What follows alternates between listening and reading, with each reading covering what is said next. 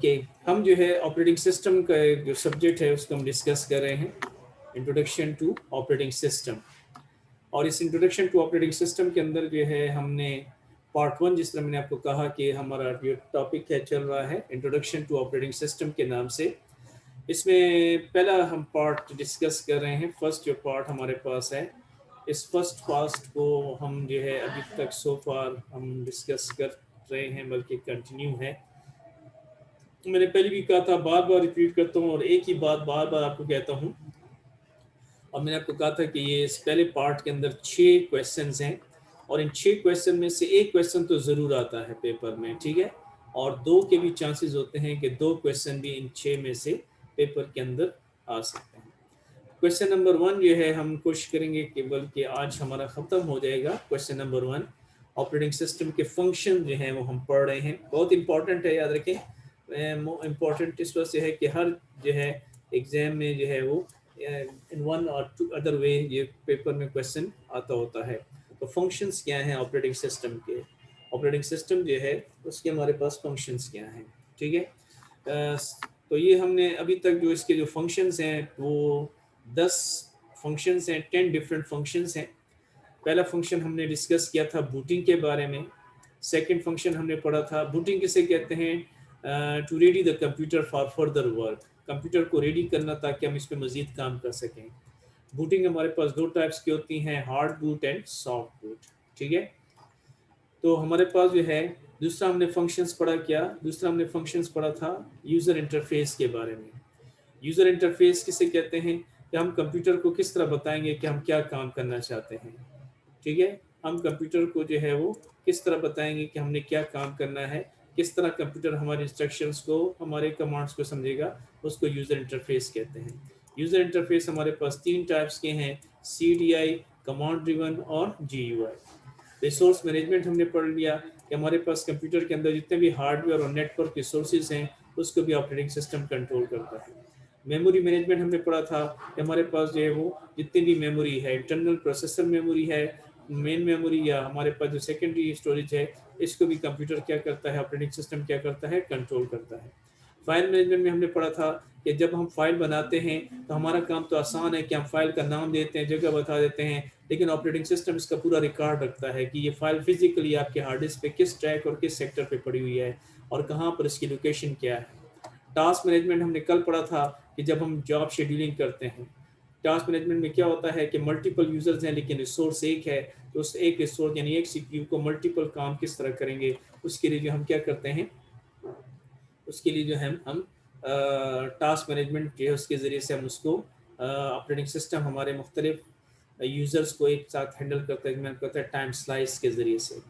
Monitoring performance हमने कल पढ़ा था। मॉनिटरिंग परफॉर्मेंस का मतलब है कि हमारे पास जो रिसोर्सेज हैं, जो हमारे हार्डवेयर रिसोर्सेज हैं, हमारे जो बाकी रिसोर्सेज हैं, तो वो रिसोर्सेज जो हैं वो कंप्यूटर हम जो है ऑपरेटिंग सिस्टम उसको कंट्रोल करता है, चेक करता है, देखता है कि यूटिलाइजेशन सही हो रही है नहीं हो रही, ठीक है, हमारा जो है हार्डवेयर सारा सही काम कर रहा है नहीं कर रहा। इसी तरह हमने जो है डिस्कस किया था क्या, एक्सेसिंग द वेब हमने कल मैंने आपको बताया था। तो एक्सेसिंग द वेब में मैंने आपको बताया था कि हमारे पास क्या होता है, हमारे पास जो है वो नेट जो है, इंटरनेट जो है, ISP जो है, इंटरनेट सर्विस प्रोवाइडर जो हमारे जो देते हैं इंटरनेट कनेक्शन हम देते हैं, उस इंटरनेट जो है वो भी ऑपरेटिंग सिस्टम के ज़रिए से भी उसी इंटरनेट कनेक्शन को यूज़ करते हैं और उसके साथ लॉगिन होते हैं और ID और पासवर्ड सारी सेटिंग की जाती है। 2 हमारे पास ये टॉपिक रह गए हैं, 2 फीचर रह गए हैं, डिवाइस कंट्रोलिंग और सिक्योरिटी। ये ऑपरेटिंग सिस्टम के फंक्शंस का टॉपिक हमारा इंशाल्लाह आज कंप्लीट हो जाएगा। तो ये पहला क्वेश्चन है जो कंप्लीट हो जाएगा और ये इम्पॉर्टेंट भी है, जिस तरह मैंने कहा कि ये इम्पॉर्टेंट है, पेपर में एग्जाम में अक्सर ये क्वेश्चन रिपीट होता है, बार बार आता है कि what are the functions of an operating system. Okay, हमने बूटिंग डिस्कस कर लिया, बूटिंग हमने टॉपिक पढ़ लिया, यूज़र इंटरफेस हमने पढ़ लिया, ठीक है। फिर हमने थर्ड पढ़ा रिसोर्स मैनेजमेंट, चौथा हमने पढ़ा मेमोरी मैनेजमेंट, पांचवा हमने पढ़ा फाइल मैनेजमेंट, छठा टास्क मैनेजमेंट है, जॉब शेड्यूलिंग हमने कल डिस्कस किया था, मॉनिटरिंग परफॉर्मेंस कल हमने डिस्कस किया था। और फिर इसी तरह हमारे पास क्या है, एक्सेसिंग द वेब हमने कल डिस्कस किया था।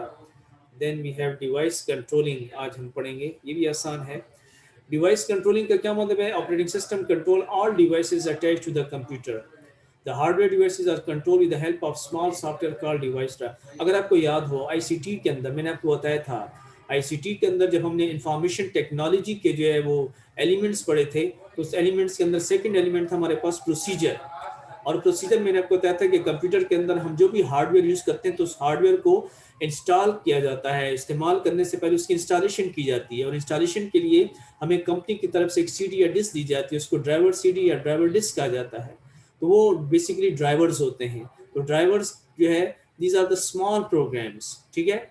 और ये है स्मॉल प्रोग्राम्स होते हैं जो एक ख़ास डिवाइस को कंट्रोल करने के लिए होते हैं। याद रखें डिवाइस ड्राइवर जो है वो हर एक के लिए अलग अलग होते हैं, यानी एक ड्राइवर से सारी चीज़ें आप इंस्टॉल नहीं कर सकते। अगर आपके पास मिसाल के तौर पर प्रिंटर इंस्टॉल करना है तो उसके अलग ड्राइवर्स होंगे। इसी तरह अगर आप स्कैनर इंस्टॉल करना चाहते हैं उसके अलग ड्राइवर्स होंगे, वेब कैम इंस्टॉल करना चाहते हैं उसके अलग ड्राइवर्स होंगे। तो एक ड्राइवर जो है वो सारे प्रोग्राम इंस्टॉल नहीं करता, सारी डिवाइसेस को इंस्टॉल नहीं करता, हर एक के अलग अलग डिवाइस। और ये भी किसके जरिए से होते हैं? ये भी ऑपरेटिंग सिस्टम के जरिए से ही होते हैं। कि आप जब आप एक नई डिवाइस खरीदेंगे और उसको हमने कहा है कि आप कंप्यूटर के साथ लगा लें, तो वो डिवाइस बाज़ औक़ात काम करना शुरू कर देती है, बाज़ औक़ात काम नहीं करती। काम शुरू क्यों करती है? वो फीचर मैंने आपको बताया था कि वो डिवाइस ऑटोमेटिकली काम करना शुरू कर देगी। क्यों काम करना शुरू कर देगी? मैंने उसका फीचर बताया था कि उस डिवाइस को जो आप लगाएं और ऑटोमेटिकली फंक्शन परफॉर्म करना शुरू कर दे, उस डिवाइस को क्या कहा जाता है? उस डिवाइस को कहते हैं पीएनपी, ठीक है, प्लग एंड प्ले।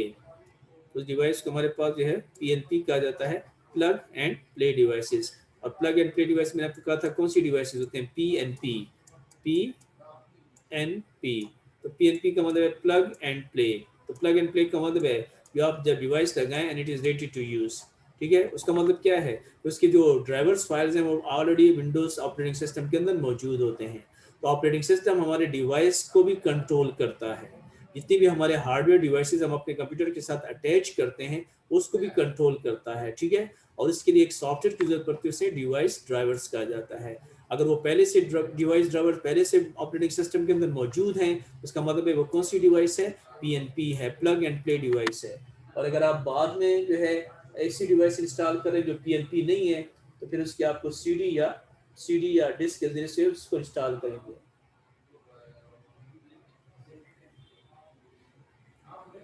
और ये भी मैंने आपको बताया था कि अगर जो है आप एक ऐसी डिवाइस यूज कर रहे हैं जो आपको for example come price. Okay, next हमारे पास जो डिवाइस है वो जो नेक्स्ट हमारे पास जो फंक्शन है ऑपरेटिंग सिस्टम का वो है सिक्योरिटी।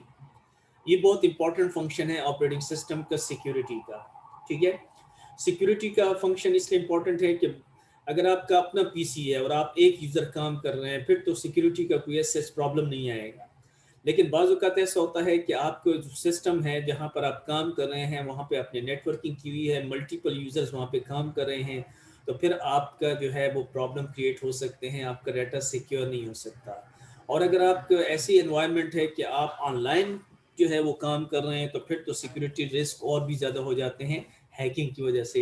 ये अनऑथराइज्ड यूज़र जो है वो आपके नेटवर्क पे, आपके सर्वर पे अटैक करते हैं for stealing your important data, for corrupting your data. तो उससे हमने अपने कंप्यूटर को बचाना है। तो ये फंक्शन भी किसका है? ऑपरेटिंग सिस्टम का है कि हमारे लिए सिक्योरिटी भी प्रोवाइड करेगा। सिक्योरिटी ऑपरेटिंग सिस्टम जो प्रोवाइड करता है उसके तीन मैकेनिज्म, तीन तरीके डिस्कस किए गए हैं। पासवर्ड के ज़रिए से, एनक्रिप्शन के ज़रिए से और परमिशंस के ज़रिए से। ये तीन कंट्रोल अडॉप्ट किए जाते हैं, तरीके अडॉप्ट किए जाते हैं अपने डेटा को, अपनी फाइलों को, अपने कंप्यूटर को, अपने सिस्टम को सिक्योर करने के लिए।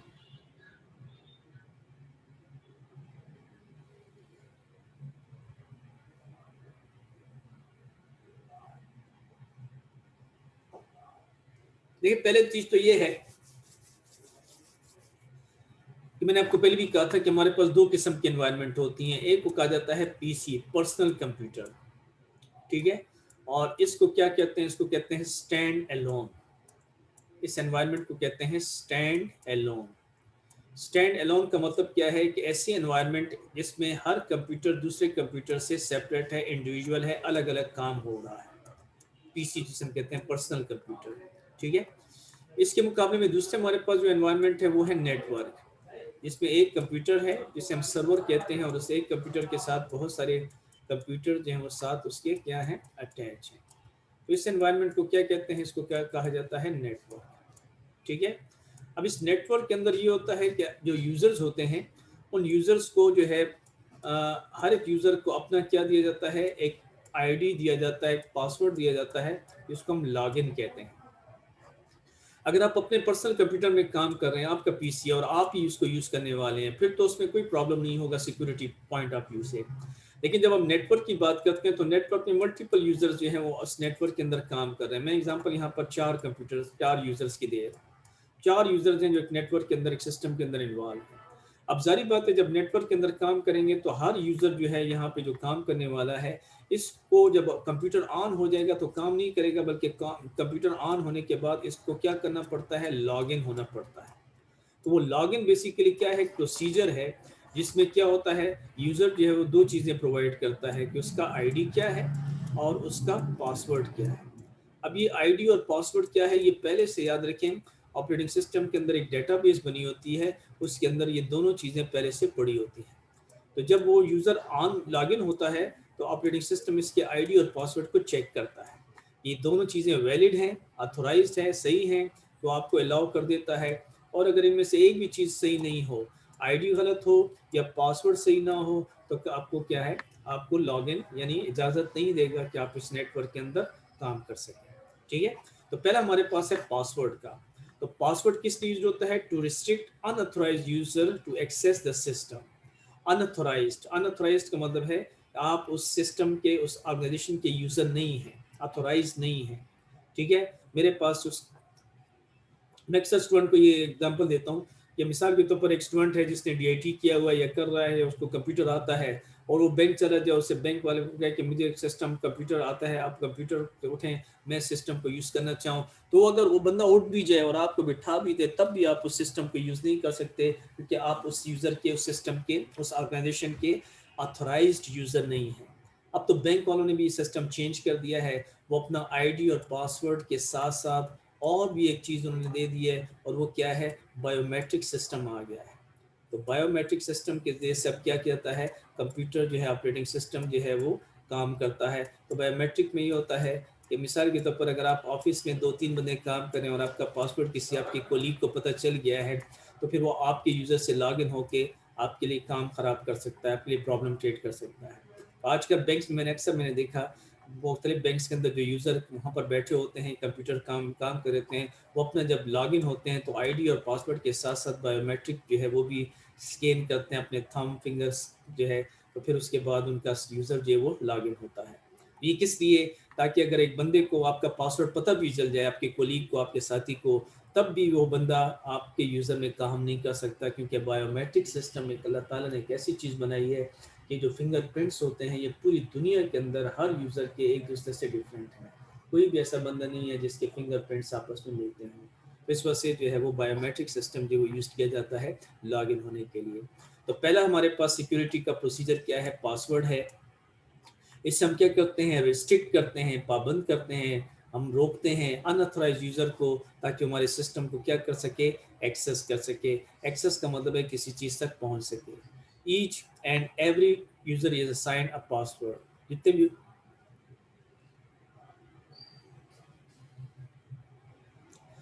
भी यूज़र होंगे उस ऑर्गेनाइजेशन के अंदर, जितने भी ऑथोराइज यूज़र होंगे, उन सबको एक पासवर्ड असाइन किया जाता है। ये आपका आईडी है, ये पासवर्ड है, इसके जरिए से आप लॉग इन हो जाए।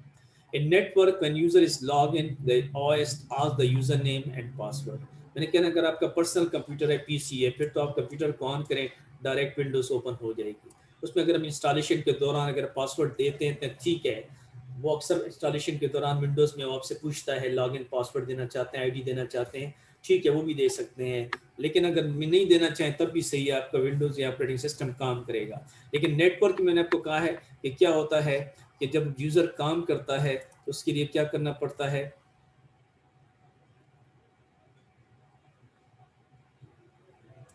मैंने अभी आपको थोड़ी देर पहले भी कहा। तो नेटवर्क एनवायरनमेंट के अंदर मैंने आपको कहा ना कि जब कंप्यूटर को ऑन कर दिया आपने, यूज़र ए ने कंप्यूटर सिस्टम को ऑन कर दिया, लेकिन सिस्टम तो ऑन हो गया, लेकिन वो काम नहीं होगा जब तक कि आप लॉगिन नहीं होते। तो लॉगिन में आप अपना आईडी और पासवर्ड बताएंगे। ये दोनों चीज़ें याद रखिए पहले से सर्वर के अंदर मौजूद होंगी। पूरी एक डेटाबेस बनाई जाती है, वहाँ पर यूज़र की ऑथेंटिकेशन को चेक किया जाता है कि ऑथोराइज है या नहीं है। जो जो यूज़र इस नेटवर्क में काम करें हर एक का अपना आईडी और पासवर्ड इसके अंदर पहले से मौजूद होगा। तो जब इंस्टॉलेशन की जाती है, नेटवर्किंग बनाई जाती है, तो नेटवर्क के अंदर इंस्टॉलेशन के अंदर हर यूज़र का आईडी और पासवर्ड इसके अंदर फीड कर दिया जाता है। ठीक है। तो नेटवर्क के अंदर जब आप यूज़र लॉगिन होता है तो ऑपरेटिंग सिस्टम पूछता है कि आपका यूज़र नाम क्या है, आपका आईडी क्या है, आपका पासवर्ड क्या है। If he is a valid user, then the user is allowed to access the system. Otherwise, access is denied. तो एक्सेस इज डिनाइड का मतलब क्या है कि आपने जो अपना आईडी और पासवर्ड दिया है इनमें से एक चीज़ गलत है, या आईडी गलत है या पासवर्ड गलत है। ठीक है। अब पासवर्ड याद रखिए अक्सर विजिबल नहीं होता, अब उसके साथ स्टारिक्स आने आता है या डॉट डॉट्स आ जाते हैं। जो स्क्रीन पर लिखा जाता है कि आप क्या पासवर्ड दे रहे हैं, लेकिन विजिबल इस वजह से नहीं होता कि साथ अगर कोई आपका साथी बैठा है तो उसको भी ना पता चले कि क्या पासवर्ड है। लेकिन याद रखिए पासवर्ड अगर आप भी भूल गए तो फिर वो पासवर्ड जो है आप जो है जो आपका एडमिन होगा, जो आपका नेटवर्क एडमिनिस्ट्रेटर होगा, फिर वही पासवर्ड आपका चेंज कर सकता है। कोई और उसके अलावा ना आपके पासवर्ड को चेंज कर सकता है और ना जो है उसमें कुछ अमेंडमेंट्स या उस पासवर्ड के साथ या आपके आईडी के साथ कुछ जो है वो छेड़छाड़ कर सकता है, सिवाय एक बंदे के जो नेटवर्क एडमिनिस्ट्रेटर है, क्योंकि उसके पास सारे राइट्स होते हैं कि वो आपके यूज़र को आईडी भी बनाता है, उनको पासवर्ड भी असाइन करता है। तो सिक्योरिटी में ये पहला तरीका था पासवर्ड देना। तो पासवर्ड देने से हम क्या करते हैं, अपने जो वो है अपने जो कंप्यूटर है, अपने जो सिस्टम है उसको हम क्या करना चाहते हैं, सिक्योर करना चाहते हैं, सेव करना चाहते हैं। किन से?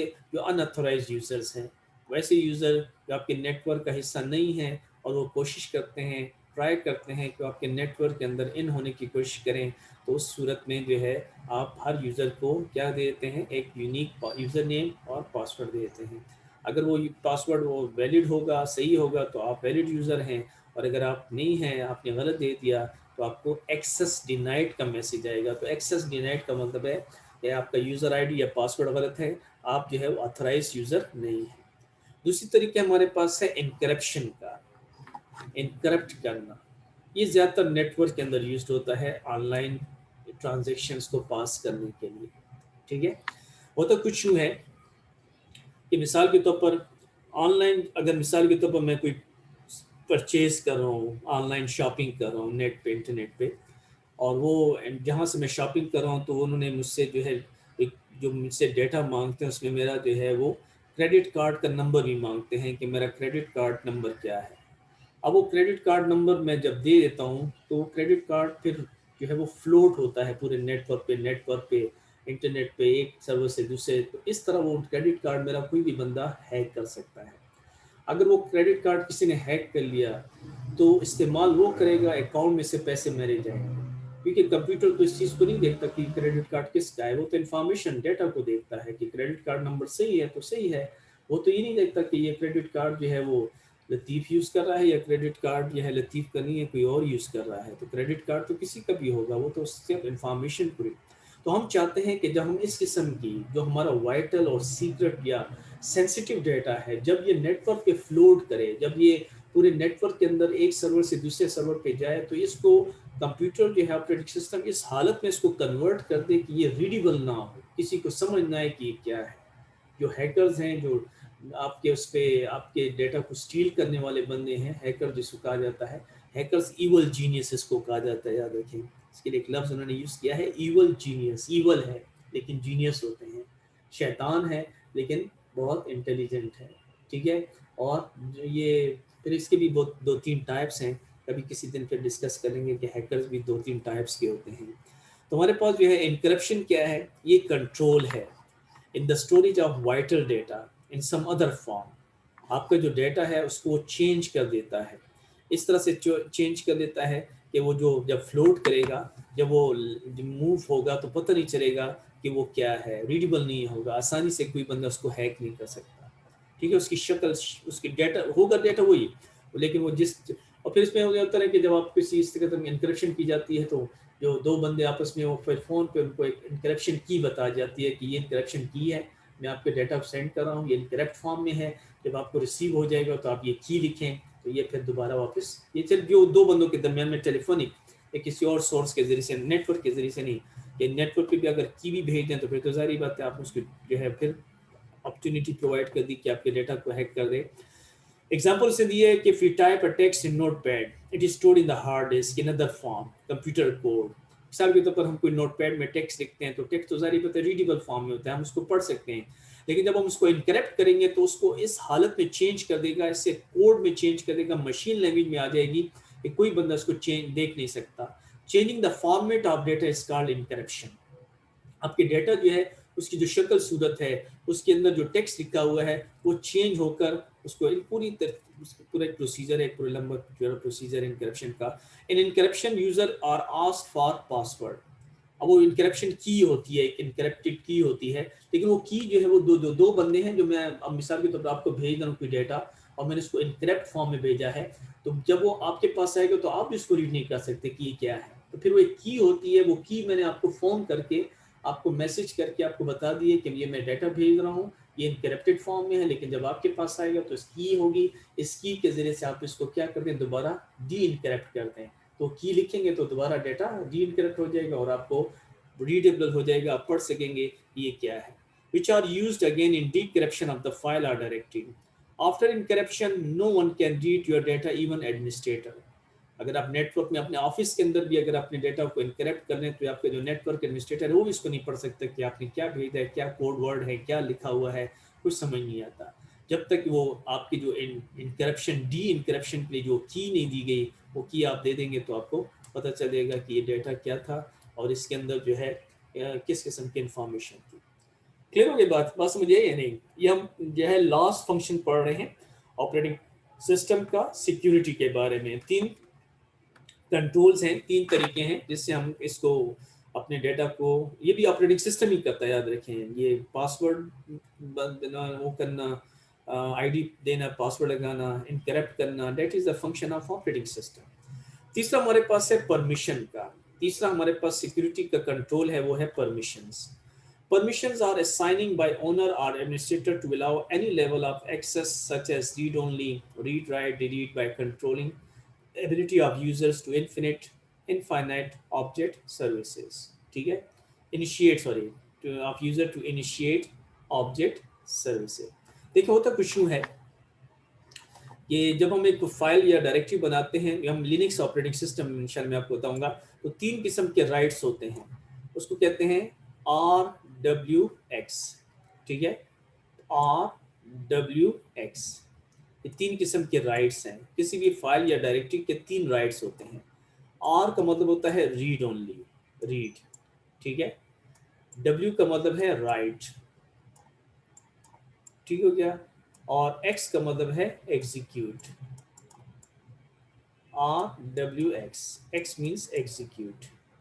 ये जब भी हम कोई फाइल बनाते हैं तो ये हर एक फाइल या डायरेक्टरी जो है उसके क्या होते हैं, कुछ राइट्स होते हैं। राइट्स हकूक को कहते हैं, read, right and execute, RWX। ये लिनक्स में मैं इंशाल्लाह बताऊंगा, लिनक्स के अंदर बहुत इंटरेस्टिंग है। अगर मिसाल के तौर पर अगर ये लिखा हुआ है, एक फाइल है और उसके साथ ये राइट्स दिए हैं, फाइल आपने बनाई है तो आप उसके ओनर हैं, तो आपके पास तो सारे राइट्स होंगे कि आप उस फाइल को रीड भी कर सकते हैं। राइट का मतलब है उसको उसमें चेंजेस भी कर सकते हैं। एग्जीक्यूट का मतलब है आप उसको डिलीट, कॉपी, प्रिंट सब कुछ कर सकते हैं। अगर आपके पास तीनों राइट्स हैं, RWX है, तीनों राइट्स हैं, उसका मतलब है आपके पास आप उसको रीड भी कर सकते हैं, उसमें चेंजेस अमेंडमेंट भी कर सकते हैं, उसको कॉपी, डिलीट, प्रिंट सब कुछ कर सकते हैं। लेकिन एक फाइल आप किसी को भेज रहे हैं और उसके साथ ये राइट्स आपने असाइन कर दी, ये एक तरीका है ऑपरेटिंग सिस्टम के अंदर पढ़ेंगे इंशाल्लाह इसके अंदर। अगर ये राइट्स आपने दे दिए तो उसका मतलब ये है कि जो बंदा है ये आपके इस फाइल को सिर्फ रीड कर सकता है, बाकी इसलिए कुछ नहीं कर सकता। न उसमें अमेंडमेंट एडिटिंग कर सकता है, न उसको कॉपी कर सकता है, न डिलीट कर सकता है, न प्रिंट, कुछ भी नहीं कर सकता, सिर्फ और सिर्फ वो रीड कर सकता है। तो ये परमिशन देना ये थ्रू ऑपरेटिंग सिस्टम करेंगे, ये भी ऑपरेटिंग सिस्टम के जरिए से ही भी होगा। ठीक है, अब मिसाल के तौर पर मैंने एक डेटाबेस बनाई है अपने जो है ऑफिस के अंदर, और उस ऑफिस के अंदर मेरा कुछ क्रिटिकल डेटा है। मेरा फॉर एग्जांपल हमारे कॉलेज के अंदर जो प्रोग्राम सॉफ्टवेयर बना हुआ है, तो मेरा जो वहाँ पर काम है, मैं एग्जाम सेक्शन के साथ जो है वो रिलेटेड हूँ। अब मैं एग्जाम सेक्शन में जितना भी डेटा है मैं उसको देख सकता हूँ, उसमें चेंजेस कर सकता हूँ, उसको प्रिंट, कॉपी सब कुछ कर सकता हूँ। लेकिन उसी जगह उसी ऑफिस के अंदर एक और सेक्शन है, एक और डेटा पड़ा हुआ है, वो अकाउंट्स का डेटा पड़ा हुआ है। लेकिन अकाउंट्स के, हालांकि मैं अथोराइज यूजर हूँ, मैं उस ऑर्गेनाइजेशन का अथोराइज यूजर हूँ, लेकिन ये जो अकाउंट्स वाला डेटा है इसके मेरे पास राइट्स नहीं है। मैं इस डेटा को नहीं देख सकता, न इसको देख सकता हूँ, न इसमें चेंजेस कर सकता हूँ, न इसके अंदर अमेंडमेंट, एडिटिंग, कॉपी कट कुछ भी नहीं कर सकता, क्योंकि मुझे अलाउ नहीं किया गया। हालांकि मैं अथोराइज यूजर हूँ, उस ऑफिस के अंदर काम करता हूँ, लेकिन मुझे सिर्फ एग्जाम वाला पोर्शन दिया गया है कि आप इस पोर्शन में काम कर सकते हैं थ्रू ऑपरेटिंग सिस्टम, और ये वाला पोर्शन जो है आपको अलाउ नहीं किया गया कि आप इसके अंदर काम कर सकें। तो ये यूजर्स को क्या दिए जाते हैं, राइट्स दिए जाते हैं, परमिशन दी जाती है, अलाउ किया जाता है, असाइन किया जाता है ओनर की तरफ से या एडमिनिस्ट्रेटर की तरफ से। ओनर, मैंने आपको बता दिया कि जब आप एक फाइल बनाते हैं या कोई डायरेक्टरी बनाते हैं, कोई फाइल सेव करते हैं, तो उसके आप ओनर हैं, क्योंकि वो आपने बनाया, क्योंकि आप उसके आईडी से बना है। तो आपके पास तीनों राइट्स होते हैं, RWX, रीड राइट एक्स। लेकिन जो आप जो बाकी यूजर्स हैं उनको आप अपनी मर्जी से राइट्स देना चाहें तब भी सही है, और अगर ना देना चाहें तब भी सही है। मैं आपको कहा ना, लिनक्स ऑपरेटिंग सिस्टम के अंदर इंशाल्लाह डिस्कस करेंगे कि राइट्स किस तरह दिए जाते हैं और किस तरह हटाए जाते हैं। तो ये रीड का मतलब है कि आप सिर्फ उस फाइल को बंदा रीड कर सकेगा, ना उसको जिसमें चेंजेस कर सकता है, ना उसको कॉपी डिलीट कुछ भी नहीं कर सकता। तो राइट्स परमिशंस क्या है, are assigning by owner. Owner कौन है, जिसने फाइल या डायरेक्टरी बनाई है, या आपका जो एडमिनिस्ट्रेटर है, जो नेटवर्क एडमिनिस्ट्रेटर है, वो भी एक काम कर सकता है कि किसी यूजर को क्या राइट्स देनी है और क्या नहीं देने। Allow any level of access. Access का मतलब है वो किस लेवल की वो चीजें एक्सेस कर सकता है, क्या चीजें वो एक्सेस कर सकता है। एक्सेस का मतलब है किस चीज तक, किसी चीज तक पहुंचना, ठीक है। सच एस वो लेवल क्या है एक्सेस के, रीड ओनली है, आर है, रीड एंड राइट है, जो मैंने कहा राइट है, और डिलीट वगैरह ये एग्जीक्यूट के अंदर आ जाता है, कॉपी सब कुछ ये है एक्स के अंदर आता है। By controlling the ability of user to initiate object services. Initiate का मतलब है कि कौन कौन सी सर्विसेज, ऑब्जेक्ट का मतलब है वो फाइल है, डायरेक्टरी है, जो भी है, कोई प्रिंटर भी हो सकता है, कोई डिवाइस भी हो सकती है, क्या राइट्स आपके पास हैं, क्या चीज़ आप यूज़ कर सकते हैं, क्या चीज़ आपको अलाउ है, क्या चीज़ आपको अलाउ नहीं है। तो ये भी एक तरीका है, ये भी थ्रू ऑपरेटिंग सिस्टम होता है। हम अपने डाटा को, अपने जो है फाइल्स को, अपने सिस्टम को क्या करना चाहते हैं, कंट्रोल करना चाहते हैं। मेरी बात समझिए या नहीं, क्लियर है बात, ठीक है। तो ये हमारे पास जो है आज का टॉपिक था, बल्कि ये हमारा क्वेश्चन कंप्लीट हो गया।